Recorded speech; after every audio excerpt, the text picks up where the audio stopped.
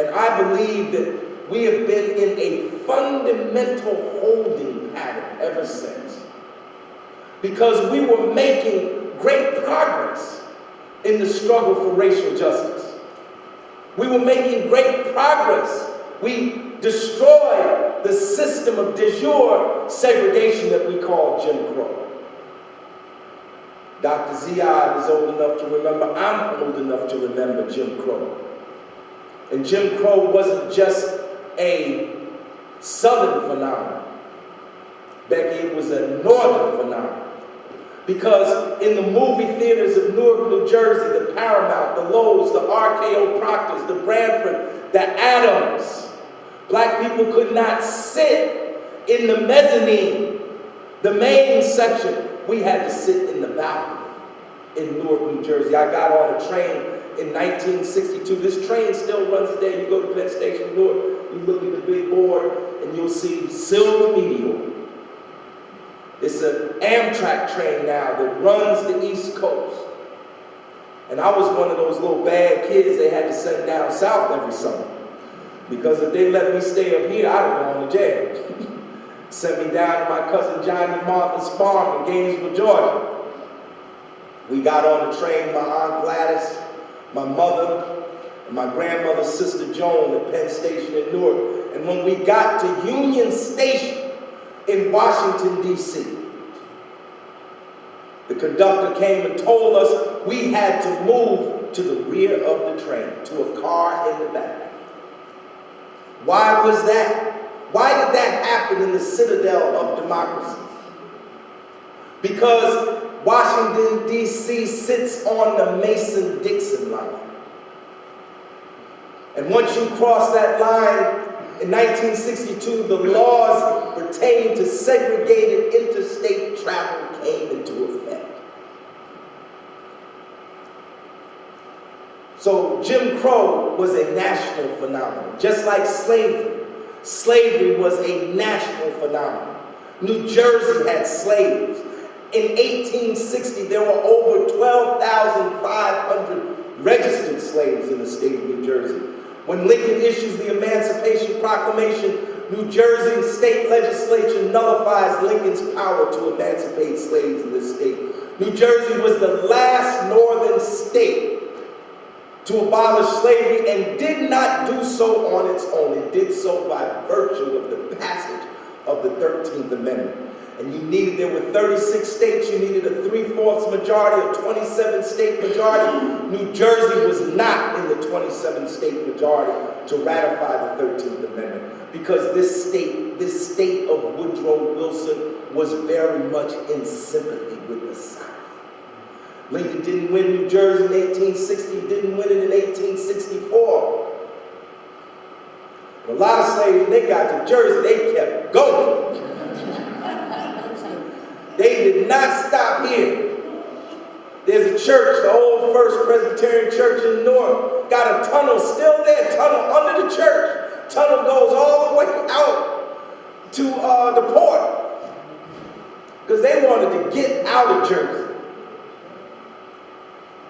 But we were making progress, but by 1968, Dr. King had said the country had already turned its back on the war against poverty. It already turned its back on the struggle for racial desegregation. Don't you know New Jersey is like the 5th most racially segregated state in the nation? We are more segregated in this state than in other states down in Dixie. Our school system is like the 4th or 5th most segregated in the nation. And we talk a good liberal game, but our practice does not bear that out.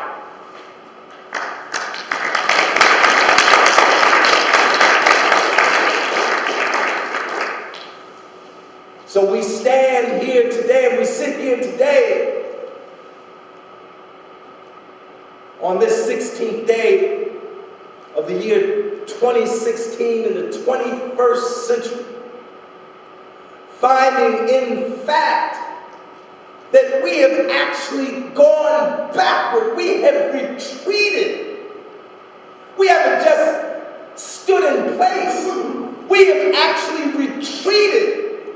in the struggle for racial equality in this country and in this state. We have retreated. I read a speech by Lyndon Johnson, the speech he gave when he signed the Voting Rights Act in '65. I didn't know if I was reading Lyndon Johnson or Stokely Carmichael. But that was the ethos. That was the zeitgeist of the time. People talk about the terrible 60s. The 60s was one of the best periods of the 20th century because people were struggling for change, struggling for justice. And no one could escape it. So even the people who were in power had to acknowledge that struggle. But since 68, since the assassination of Dr. King, since the assassination of Bobby Kennedy, since the election of Richard Nixon, we have retreated.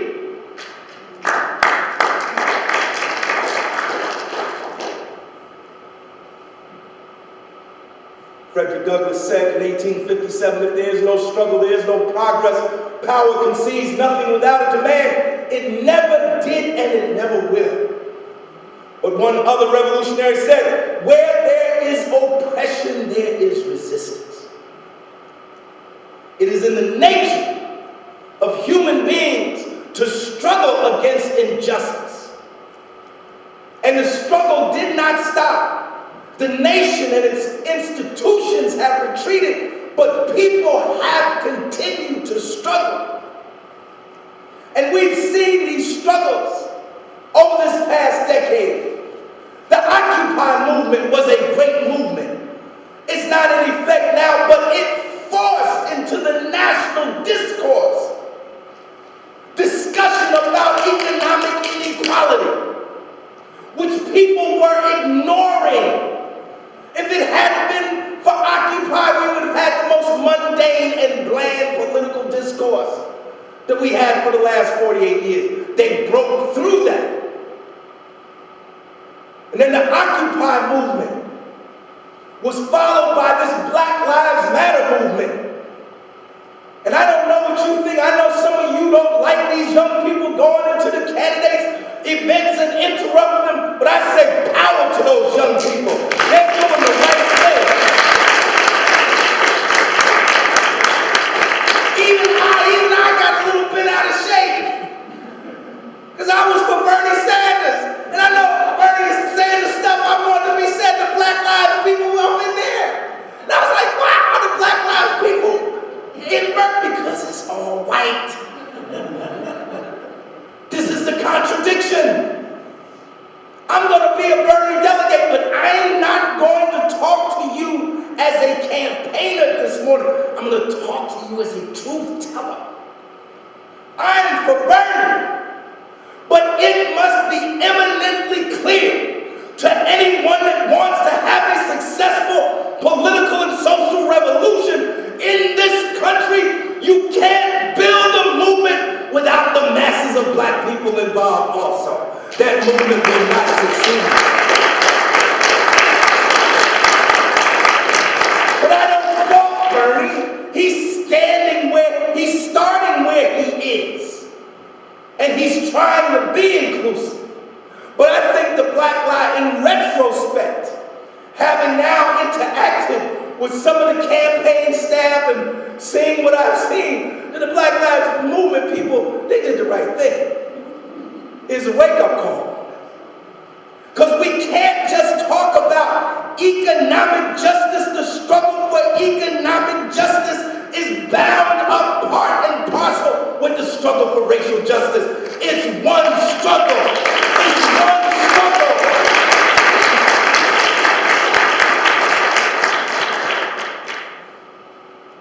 We saw Occupy. We saw Black Lives Matter. And I fully support the Black Lives Matter movement, but I wish they hadn't taken, when they changed the slogan, it looked to me like they took the emphasis. People were saying, stop police brutality. Now I know Black Lives Matter addresses the existential question, Dr. Ziang. You know, I'm all for addressing the deep question. But before people were saying Black Lives Matter, they were saying stop police brutality. And the police were catching it. I mean, they had never seen as much public outrage as they had seen over the issue of police brutality. And then when the slogan came up, Black Lives Matter, the immediate response from racist elements and people who are politically unconscious, well, white lives matter too. And we got into a discussion about lives. But the struggle against police brutality still goes on, and we have to keep the focus on it. And I know a lot of you want to talk about Eric Garner and Sandra Bland and Freddie Gray and Laquan McDonald. We must talk about them, but we got Freddie Grays and Sandra Blands and Eric Garners right here in New Jersey that need to be talked about. We got Abdul Kamal in Irvington, New Jersey, who had a cell phone in his hand when he was shot 15 times by black police in Irvington, New Jersey. We have Jerome Reed, who got out the car with his hands up, no weapons in his hand when he was shot at point-blank range and killed by Officer Raheem Days in Bridgeton, New Jersey.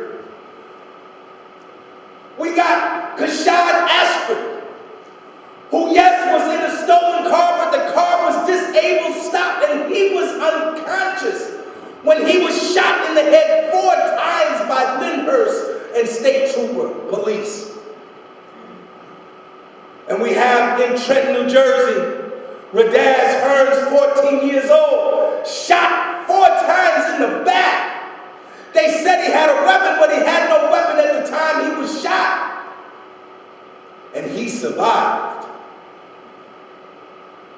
The People's Organization for Progress, we call upon and we ask you, Universalist Unitarians, to join us, to call upon the U.S. Attorney for the state of New Jersey, Paul Fisher, asking him to launch civil rights investigations immediately into the deaths of Kashad Ashford and Jerome Reed and Abdul Kamal and the shooting of Radaz Hearns. We've started something we call Justice Mondays. Every Monday, we got it from the Moral Mondays. Every Monday, we go to the federal building in Newark at 970 Broad Street. We go there and we protest every Monday, demanding federal investigations into these cases. And I have to say that Paul Fishman has responded. As a result of the pressure that's been put on his office, they have launched a civil rights investigation into the shooting of Jerome Reed, and they're joined by the FBI in that. But we say, Mr. Fishman, don't stop there. It's not a Bridgeton problem. It's not just a Newark problem. It's a national problem. We want investigations into all of those efforts. In fact, the city of Newark today is undergoing, its police department is going to undergo a major transformation as a result of the protests that have been going on for years. People's Organization for Progress, together with the ACLU of New Jersey, held a number of hearings where all these cases were brought out about police brutality. The ACLU wrote to the Justice Department. And as a result of that, the Justice Department came in and did a 3-year investigation of the police department in Newark. 3 of those years are years that Cory Booker was the mayor. And that same one that's in Chicago, who's the police chief there, or who had to leave. He had to leave Newark, then he had to leave Chicago, McCarthy. And what did the Justice Department find?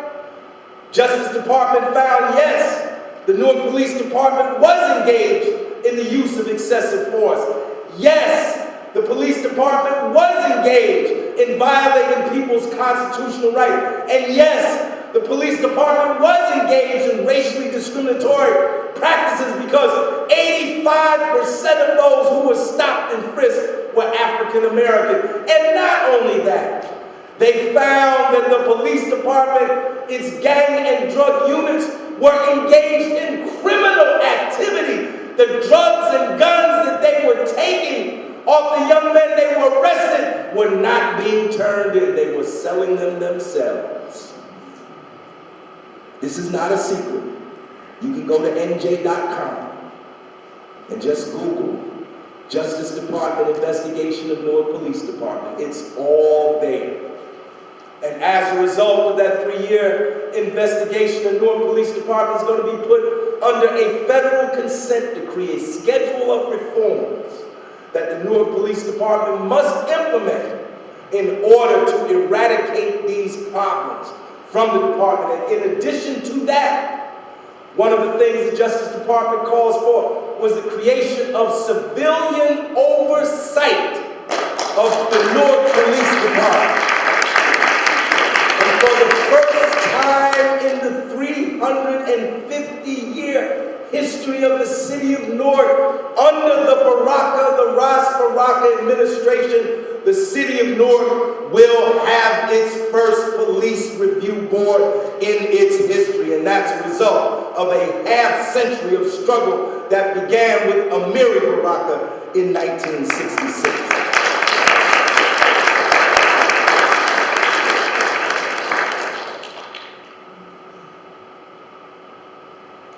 But I want to be a truth teller. City of New York has had a police review board since 1965, with subpoena power, by the way. And they have just as much police brutality there as anywhere else.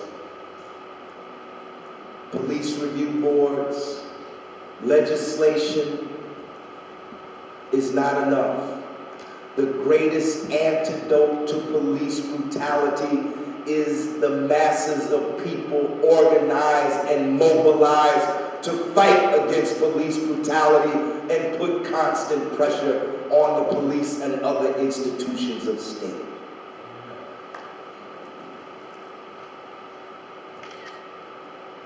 That is the great lesson of U.S. history.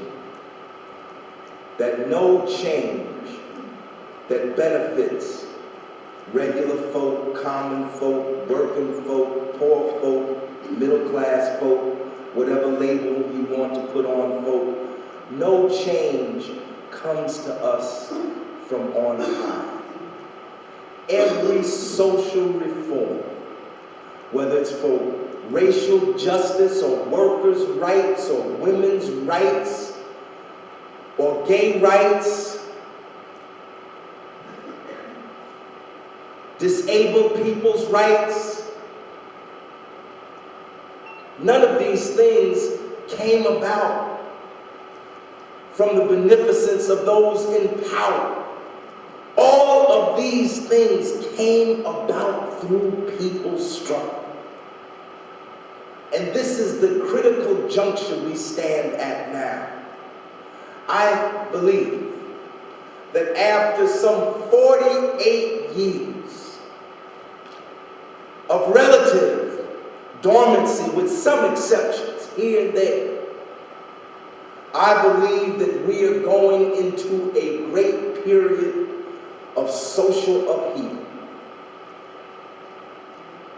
And I know some of you don't like that kind of talk, but I don't care. I'm not running for office.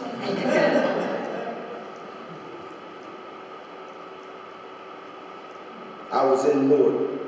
I was 12 years old in 1967 when on July 13th they beat and nearly killed a cab driver named John Smith. And I remember when the rebellion erupted in my neighborhood. I lived literally blocks from Fairmount Avenue where they beat Thomas Smith. And people called it a riot, but it wasn't a riot. It was an insurgency. It was a rebellion. That's what it was. it was a riot. Even the Governor Hughes, called it a rebellion. He knew. Because when does a riot become a rebellion? When does a civil disturbance become an insurgency? Well, maybe it was because the entire North police force couldn't put it down. And well, maybe they called in 700 state troopers and the combined police and state troopers couldn't put it down. And well, maybe it was when they brought in 1,500 National Guard. And that wasn't enough because Governor Hughes had to declare a state of emergency. That is a military move. And I believe that in this country, we are headed for a period of great unrest. Why? Because people want unrest? No. Because the people are suffering. That's why. People are suffering. We have twice as many people living in poverty today than when Dr. King was assassinated in 1968. The people are suffering. The middle class have lost more homes to foreclosure than in the previous 50 years of history. The people are suffering. Factories are being closed all over the country and being shipped abroad so that the factory owners can pay slave wages to the people of the third world. The people are suffering. Our children are being poisoned with lead in Flint and in Newark and in Camden. The people are suffering. They are suffering. And they can't take it anymore. And when people can't take it anymore, they rise up. And then the question becomes, which side are you on?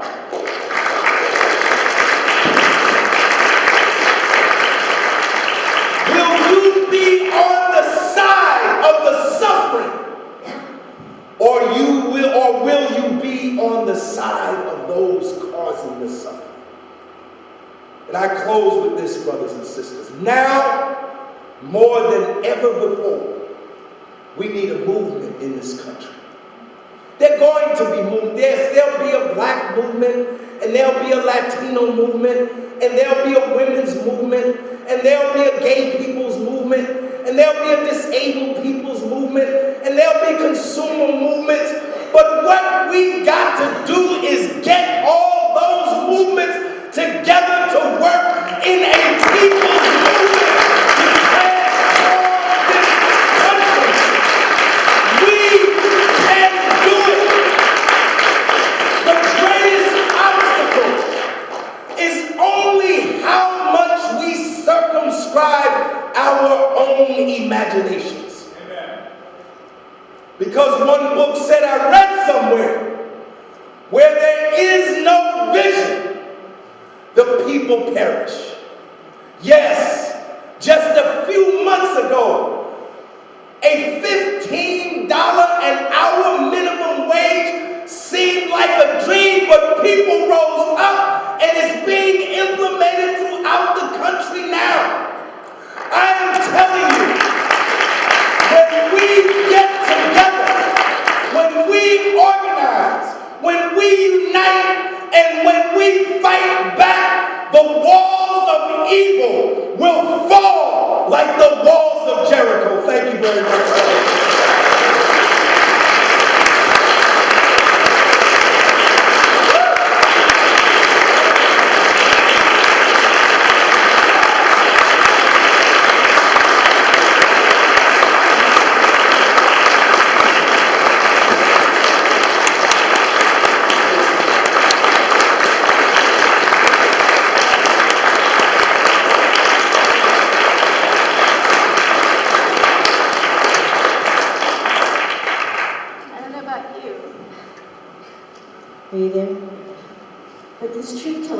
me to tears. And I want to thank him so much for the inspiration and that sustained commitment, because this is a man who has done it for how many years? Since I was 17, so 46 years. Which is why we cannot stop what we're doing, and we need to sustain what Unitarian Universalists can help to be an ally in this country. I think they're offered to have a few questions. Does anyone have any questions? Or do you want to just all settle a little bit?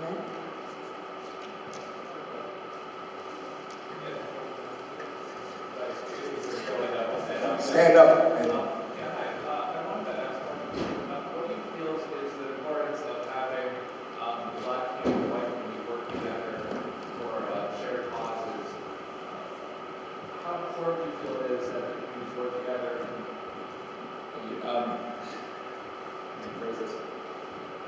A lot of times in the past, there have been efforts to have reform by the Black community in issues of, say, light contamination and public works. How do you bring the majority, how do you bring the legislature involved when these communities don't necessarily have a majority voice? Do you think that's important to basically find issues and bring the majority community in these issues? Speaking very broadly. I think it is imperative that Black people, white people, red people, yellow people, all the people continue to communicate and find ways to work together. Now,